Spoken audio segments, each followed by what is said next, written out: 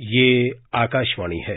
प्रस्तुत है कार्यक्रम सुर्खियों में। आजादी का अमृत महोत्सव श्रृंखला के अंतर्गत आज सुनिए निर्यात को प्रोत्साहन देने में सरकार की पहल पर चर्चा। इसमें भाग ले रहे हैं आर्थिक विश्लेषक शिशिर सिन्हा और आकाशवाणी संवाददाता कमल कुमार प्रजापति। चालू वित्त वर्ष में निर्यातकों के उनके बकाया इंसेंटिव के वितरण के लिए सरकार द्वारा 56,027 करोड़ रुपए का एक अहम प्रावधान किया गया है और इस अहम निर्णय से जो निर्यातकों का लंबित एक्सपोर्ट इंसेंटिव है उसको प्राप्त करने में उन्हें मदद मिलेगी, जिससे कि जो मर्चेंडाइज सेक्टर है, एक्सपोर्ट है, या सर्विस सेक्टर के एक्सपोर्टर्स हैं, या जो कपड़ा उद्योग खासतौर पर जो अपैरल सेक्टर के निर्यातक हैं, उन्हें इस पहल से बहुत लाभ मिलने वाला है। मिस्टर सिन्हा, जो निर्यात को प्रोत्साहन देने के लिए सरकार का ये बड़ा अहम निर्णय है, इससे किस तरह से निर्यात क्षेत्र को बढ़ावा देने में और भारत की अर्थव्यवस्था को एक बूस्ट देने में आपकी दृष्टि से किस तरह से इसे लाभ पहुंचेगा? देखिए, इस फैसले के दो पहलू हैं। सबसे पहले तो आपको ये देखना है कि निर्यातक के लिए किसी भी तरह के कार्यशील पूंजी, जिसको हम लोग वर्किंग कैपिटल कहते हैं, और जो उनके कामकाज के लिए जरूरी होता है, वो कैसे उपलब्ध कराया जाए। और दूसरा ये होता है कि निर्यातक जब बाहर सामान भेजे उसकी लागत कम से कम हो, क्योंकि आज आप जब अंतर्राष्ट्रीय बाजार में देखते हैं, वहां पे प्रतिस्पर्धा के लिए क्या जरूरी है कि आपके सामान की गुणवत्ता अच्छी हो और आपके सामान की कीमत कम हो। इन दोनों के लिए जरूरी है कि आप किस तरीके से प्रोत्साहन देते हैं। गुणवत्ता की जहां तक बात है, इसमें से ये बात सबको पता है कि भारत सरकार गुणवत्ता को लेकर के काफी ज्यादा, जिससे कहें कि चिंतित रहती है और काफी ज्यादा कोशिश करती है कि इसमें किसी तरह की परेशानी ना हो। और दूसरी तरफ ये होती है कि किसी भी तरह का आपका टैक्स जो है वो एक्सपोर्ट ना हो, यानी कि आप जो सामान बाहर भेजे उसकी कीमत में टैक्स की हिस्सेदारी ना हो। तो ये जो ताजा पहल है, इसका सबसे बड़ा फायदा ये है कि निर्यातक के लिए पूंजी उपलब्ध होगी, निर्यातक के लिए जो सामान की लागत है उसे कम करने में मदद मिलेगी, और निर्यातक को अपने कारोबार को बढ़ाने में मदद मिलेगी। तो ये एक पहलू है। दूसरा पहलू ये है कि निर्यात हमारा मैन्युफैक्चरिंग से जब जोड़ने की हम लोग बात करते हैं, हम सभी जानते हैं कि आज देश में जब हम रोजगार की बात करते हैं तो उसमें मैन्युफैक्चरिंग सेक्टर की किस तरह की भूमिका है। अगर आप ग्रॉस वैल्यू एडेड में मैन्युफैक्चरिंग सेक्टर का कंट्रीब्यूशन देखेंगे तो वो लगभग 14% का है। लेकिन उससे भी ज्यादा बड़ा उसमें तथ्य ये है कि मैन्युफैक्चरिंग सेक्टर में बड़े पैमाने पर लोगों को रोजगार मिलता है, प्रत्यक्ष तौर पे भी और अप्रत्यक्ष तौर पे भी। तो जब निर्यात बढ़ेगा तो उसका फायदा आपके मैन्युफैक्चरिंग सेक्टर को मिलेगा, मैन्युफैक्चरिंग सेक्टर को मिलेगा तो वहां पर रोजगार के नए मौके बनेंगे। तो एक तरफ निर्यातक के लिए पूंजी उपलब्ध है, एक तरफ निर्यातक के लिए अपने सामान की कीमत कम करने में मदद मिलेगी, और दूसरी तरफ देश में मैन्युफैक्चरिंग का विस्तार होगा, तो अर्थव्यवस्था को जैसे कहें कि काफी इससे फायदा मिल सकता। हमने पिछले वर्ष मिस्टर सिन्हा ये देखा कि हालांकि ये भारत के लिए ही नहीं बल्कि पूरे विश्व के लिए बात लागू होती है कि जो कोविड की महामारी थी उस वजह से निर्यात क्षेत्र इससे बहुत प्रभावित हुआ।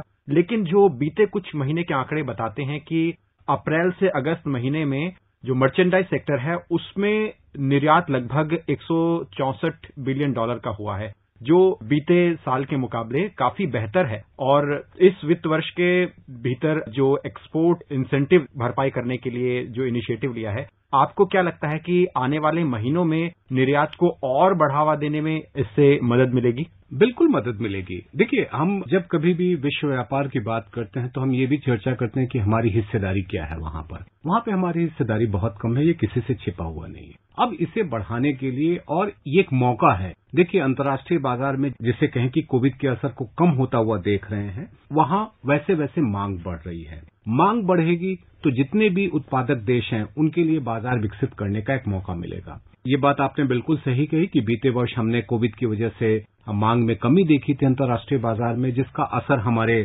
निर्यात पर भी पड़ा, और हमारे ही नहीं, दुनिया के तमाम देश जो हैं जो निर्यात करते हैं उनके ऊपर असर पड़ा। तो अब भी असर पड़ेगा, लेकिन अब जो है वो आपका सकारात्मक पहलू ये है कि अब मांग बढ़ रही है। तो मांग बढ़ने से फायदा ये होगा कि भारत जैसे देश के लिए अपने सामान को अंतर्राष्ट्रीय बाजार में बड़े पैमाने पर बेचना संभव है। अब वहां पर जरूरत क्या है?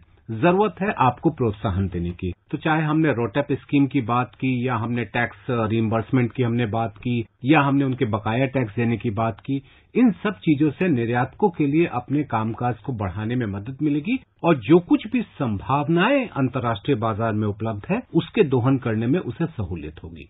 सरकार का ये भी आकलन है मिस्टर सिन्हा कि कैश फ्लो को मेंटेन करने में इससे मदद मिलेगी और अंतर्राष्ट्रीय बाजार में मांग है निर्यात की, उसको पूरा करने में इससे सहायता मिलेगी। क्या विश्लेषण कहता है आपका? बिल्कुल सही बात है। देखिए, कैश फ्लो आपको क्यों चाहिए? नगद इसलिए चाहिए कि जो आपका काम चल रहा है उसको जारी रखने के लिए आपको चाहिए, और दूसरे तरीके से आप देखें तो आपको अगर अपने काम का विस्तार करना है तो उसके लिए आपको नगद की जरूरत है। अब यहाँ पर दोनों ही के लिए हम उपलब्धता कैसे बढ़ा दें? आपको ये चीज ध्यान में रखना है कि जब आप सामान बाहर भेजते हैं तो रातों रात आपके पास भुगतान नहीं आ जाता है, उसमें थोड़ा समय लगता है। लेकिन अगर आपको इस समय अपने काम को चालू रखने के लिए जिस तरह की मदद की जरूरत है, वो यदि आपके लिए नगद का इंतजाम हो जाता है, चाहे बकाया टैक्स के भुगतान का या टैक्स के रिइंबर्समेंट को टाइमली रिइंबर्समेंट करने में, तो कंपनी के लिए, एक निर्यातक के लिए अपने कामकाज को और बेहतर करने में मदद मिलती है। और मुझे लगता है कि इस समय एक बहुत अच्छा एक माहौल बन रहा है अंतर्राष्ट्रीय बाजार में, क्योंकि एक ब्रांड इंडिया की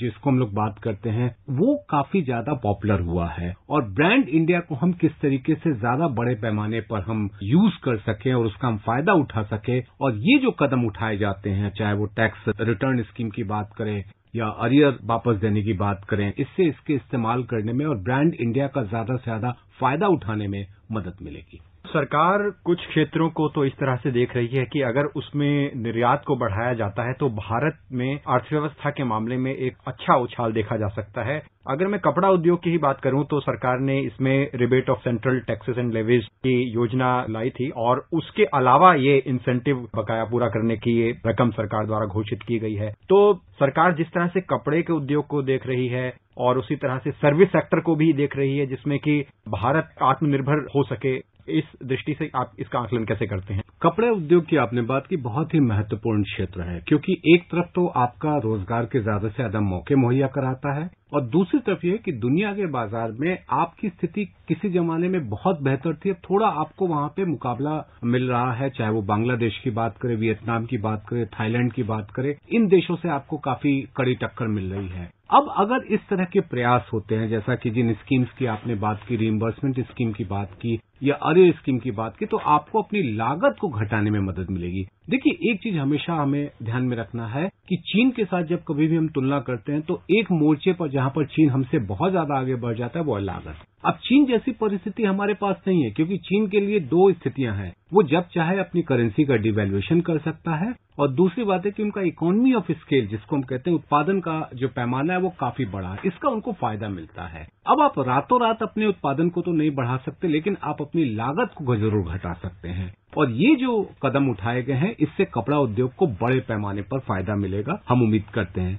सर्विसेज सेक्टर में डोमिनेट करते हैं ग्लोबल मार्केट में, और अब जरूरत इस बात की है कि हम सर्विसेज सेक्टर में और क्या हम नया कुछ करें जिससे कि हमारी जो पकड़ बनी हुई है हम उसको और मजबूत कर सकें। ये कहा जा रहा है कि इस निर्णय का सीधा लाभ 45,000 से भी ज्यादा निर्यातकों को होगा, और विशेष बात यह है कि इनमें 98% एमएसएमई क्षेत्र के उद्योग हैं। तो सरकार का जो एमएसएमई श्रेणी के उद्योगों को लेकर अप्रोच है, उनको बढ़ावा देने की तरफ कई स्कीम्स सरकार द्वारा लाई गई हैं, और अब ये एक रिबेट के मामले में सरकार का अहम निर्णय, कैसे देखते हैं आप इसे? देखिए, एमएसएमई बहुत ही महत्वपूर्ण क्षेत्र है। अगर मैं सिर्फ रोजगार के लिहाज से बात करूं तो 11 करोड़ लोगों को रोजगार एमएसएमई मुहैया कराता है। आज जब हम मर्चेंटाइज एक्सपोर्ट की बात करते हैं, लगभग 40 से 45% का योगदान एमएसएमई सेक्टर का है। अब जाहिर सी बात है कि उस सेक्टर में हम किस तरीके से बड़े पैमाने पर प्रोत्साहन दें, क्योंकि जब आप निर्यात का ऊंचा लक्ष्य तय करते हैं तो वहां पर आप केवल बड़े उद्योग की बात सोचेंगे तो आप बिल्कुल लक्ष्य हासिल नहीं कर सकते हैं। लेकिन अगर आप एमएसएमई पर बड़ी सोच रखते हैं तो उसका आपको बड़े लक्ष्य को हासिल करने में मदद मिलेगी, और आप अपने देश में भी देखें तो बड़े पैमाने पर रोजगार के मौके मिलेंगे, जो हमारे लिए आज के दिन में एक बड़ी जरूरत है। मिस्टर सिन्हा, कार्यक्रम में आप जुड़े और आपने महत्वपूर्ण जानकारियां साझा की, विषय का विश्लेषण किया। कार्यक्रम में जुड़ने के लिए आपका धन्यवाद। बहुत बहुत धन्यवाद। अभी आप सुन रहे थे आजादी का अमृत महोत्सव श्रृंखला के अंतर्गत निर्यात को प्रोत्साहन देने में सरकार की पहल पर चर्चा। इसमें भाग ले रहे थे आर्थिक विश्लेषक शिशिर सिन्हा और आकाशवाणी संवाददाता कमल कुमार प्रजापति। ये कार्यक्रम आकाशवाणी के एक समाचार सेवा प्रभाग द्वारा प्रस्तुत किया गया। इसे आप हमारे mobile app news on AIR और YouTube channel news on AIR official पर भी सुन सकते हैं।